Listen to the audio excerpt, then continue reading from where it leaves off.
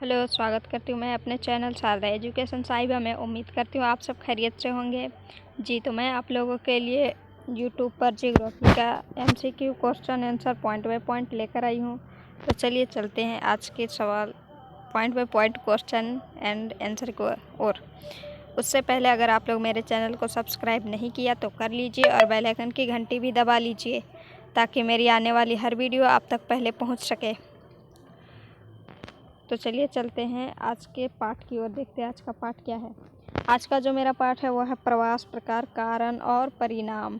यह भारतीय लोग और अर्थव्यवस्था इस किताब का दूसरा पाठ है, प्रवास प्रकार, कारण और परिणाम। तो चलिए चलते हैं आगे। दोस्तों लाइक और शेयर करना ना भूलें और कमेंट भी करते चलें। तो चलिए चलते हैं आज आगे।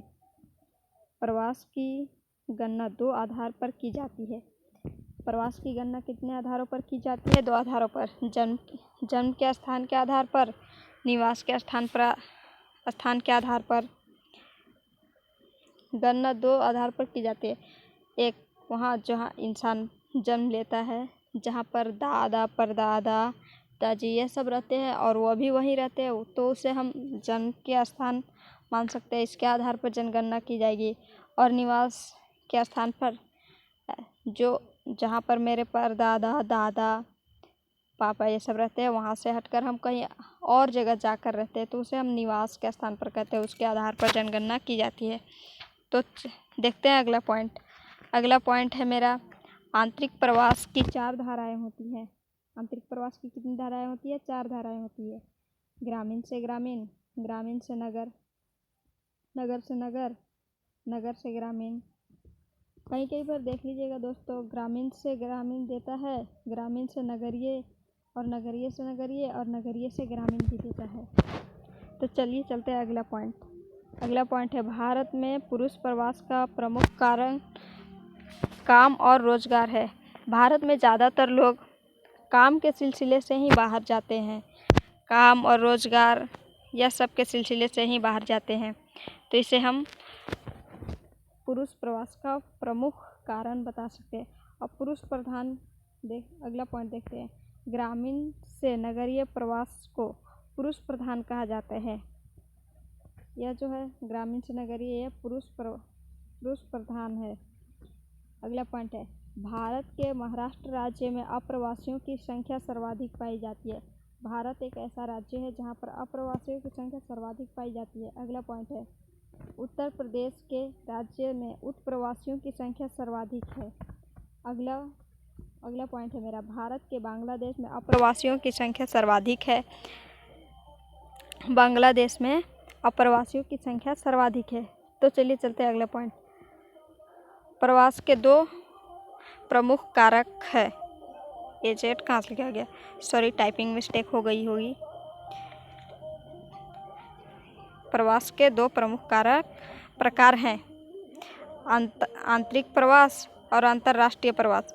आंतरिक प्रवास ऐसे प्रवास को कहते हैं जो अपने देश के अंदर कहीं भी जाकर रह ले तो उसे हम आंतरिक प्रवास कहते हैं। और जो देश से बाहर जाकर जो रहते हैं, बस जाते हैं मतलब वहाँ जाकर, उसे हम अंतर्राष्ट्रीय प्रवास कहते हैं। तो देखते हैं अगला पॉइंट। मेघालय राज्य में स्त्रियों के प्रवास का प्रमुख कारक विवाह नहीं है। मेघालय ही एक ऐसा राज्य है जहाँ पर प्रवास का प्रमुख कारक विवाह नहीं है। वहाँ ऐसा नियम है कि शादी करने के बाद लड़की ससुराल में नहीं रहती, वहाँ के लड़के ससुराल में रहते हैं, तो वहाँ विवाह प्रवास का कारण नहीं है। और जगह पर जाकर आप देखें, और चाहे अपने ही गांव अपने ही क्षेत्र में देखें, तो यहाँ पर लड़की ससुराल में जाकर रहती है। मेघालय में लड़के लोग ससुराल में जाकर रहते हैं। तो देखते हैं अगला पॉइंट।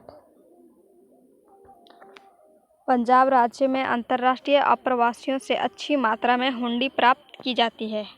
पंजाब राज्य में अंतर्राष्ट्रीय प्रवासियों से अच्छी मात्रा में हुंडियाँ प्राप्त की जाती है। मुंबई नगरीय, अगला पॉइंट है, मुंबई नगरीय समूहन में प्रवासी जनसंख्या का अंश सर्वाधिक है। भारत में पश्चिम द्वीप समूह के प्रवासी श्रमिक रोपण कृषि करते हैं। पश्चिम द्वीप समूह के जो प्रवासी हैं वहाँ पर जाकर लोग रोपण कृषि करते हैं। भारत से जाते हैं पश्चिम द्वीप समूह में और वहाँ पर जो वहाँ जाकर रोपण कृषि करते हैं। भारत के लिए प्रवास, अगला पॉइंट है उत्तर प्रदेश के लिए प्रवास का मुख्य लाभ प्रवासी द्वारा भेजी गई हुंडी है। देखिए हुंडी क्या है। हुंडी है बिना शर्त के लिखा जाने वाला एक पत्र है, एक प्रकार का लिखित आज्ञा पत्र है जिसमें पत्र लिखने वाले व्यक्ति के द्वारा हुंडी में लिखित धनराशि भुगतान करने का आदेश किसी अन्य व्यक्ति को दिया जाता है, उसे हम हुंडी कहते हैं। अगला पॉइंट देखिए, परिवार नियोजन, बालिका शिक्षा तथा अन्य नए विचार प्रवास के सामाजिक परिणाम है। अगला पॉइंट है, भारत में स्त्रियों के प्रवास का मुख्य कारण विवाह है। भारत में स्त्रियों के प्रवास का मुख्य कारण विवाह है। गंगा नदी का प्रमुख प्रदूषक नगर बक्सर है। गंगा नदी का जो प्रमुख प्रदूषक है, जो प्रदूषण करता है उस जल को, वह है बक्सर। अगला पॉइंट है, एक स्थान से दूसरे स्थान पर लोगों को जाकर बसना प्रवास कहलाता है। अगला पॉइंट है, 2001 के जनगणना के अनुसार भारत में 50 लाख लोगों का प्रवास हुआ है। अगला पॉइंट है, भारत के 2 करोड़ लोग 110 देशों में फैले हुए हैं। अगला पॉइंट है, अफ्रीका महाद्वीप में भारत का पहला प्रवास हुआ है। अफ्रीका महाद्वीप में भारत का पहला प्रवास हुआ है। अगला पॉइंट है, प्रतिवर्ष अपकर्ष कारक प्रवास के लिए उत्तरदायी है। अगला पॉइंट है, महाराष्ट्र, दिल्ली, गुजरात और हरियाणा राज्य प्रवासियों को अपनी ओर आकर्षित करती है। यहाँ पर ऐसे ऐसे चीज़ बने हुए हैं जो प्रवासियों को आकर्षित करते हैं। अगला पॉइंट है, भारत में केरल, पंजाब व तमिलनाडु राज्य अंतर्राष्ट्रीय प्रवासियों से महत्वपूर्ण राशि प्राप्त करता है। तो आज यह चैप्टर समाप्त हुई। तो चलिए चलते देखते हैं आज का शुभ विचार। आज का जो शुभ विचार है वह है, ईश्वर के समक्ष केवल प्रार्थना ही ना करें बल्कि ध्यान भी लगाएं। तो चलिए चलते हैं, कल फिर होगी मुलाकात अगला पाठ में। देखते हैं कल का अगला पाठ क्या होगा। तब तक देखते और पढ़ते रहिए शारदा एजुकेशन साहिबा चैनल। धन्यवाद।